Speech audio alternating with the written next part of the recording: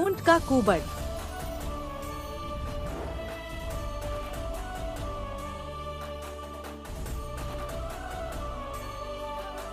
एक बार राजा कृष्णदेव राय तेनाली राम जी के किसी तर्क से बहुत प्रसन्न हुए और बोले, तेनाली, तुमने आज मुझे प्रसन्न कर दिया। इसके बदले मैं एक पूरा नगर तुम्हें उपहार स्वरूप देता हूँ। तेनाली जी ने झुककर उनको धन्यवाद कहा।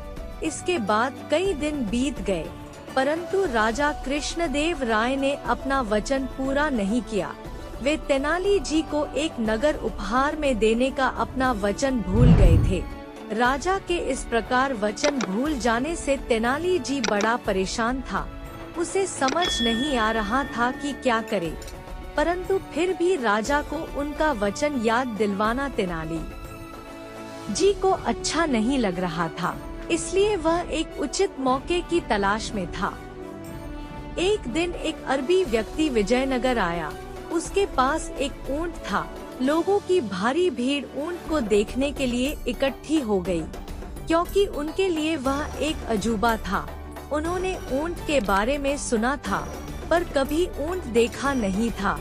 राजा एवं तेनाली जी भी ऊंट नामक इस अजीबोगरीब जानवर को देखने आए। दोनों एक साथ खड़े हुए ऊंट को देख रहे थे। राजा बोले, तेनाली, निःसंदेह ऊंट एक विचित्र जानवर है। इसकी लंबी गर्दन तथा कमर पर 2 कुबड़ हैं। मैं हैरान हूँ कि भगवान ने ऐसा विचित्र तथा बदसूरत प्राणी पृथ्वी पर क्यों भेजा। राजा कृष्णदेव राय की इस बात पर तेनाली जी को जवाब देने का अवसर मिला और वह सदैव की तरह आज भी अपने उत्तर के साथ तैयार था।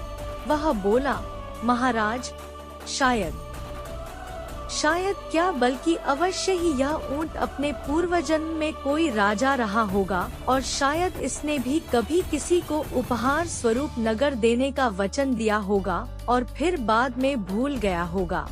अतः दंड के रूप में ईश्वर ने इसे इस प्रकार का रूप दिया होगा। पहले तो राजा को यह तेनाली जी की एक बुद्धिपूर्ण काल्पनिक कहानी लगी, परंतु कुछ समय पश्चात ही उन्हें तेनाली जी को दिया हुआ अपना वचन याद आ गया।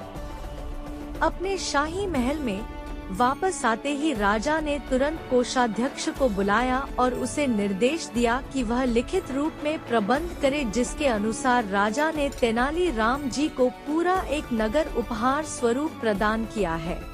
पूरा एक नगर उपहार स्वरूप ग्रहण करने के पश्चात तेनाली जी ने राजा को धन्यवाद दिया और इस प्रकार एक बार फिर तेनाली जी ने अपनी बुद्धिमानी से काम लेकर राजा को उसका भूला हुआ वचन याद दिलाया।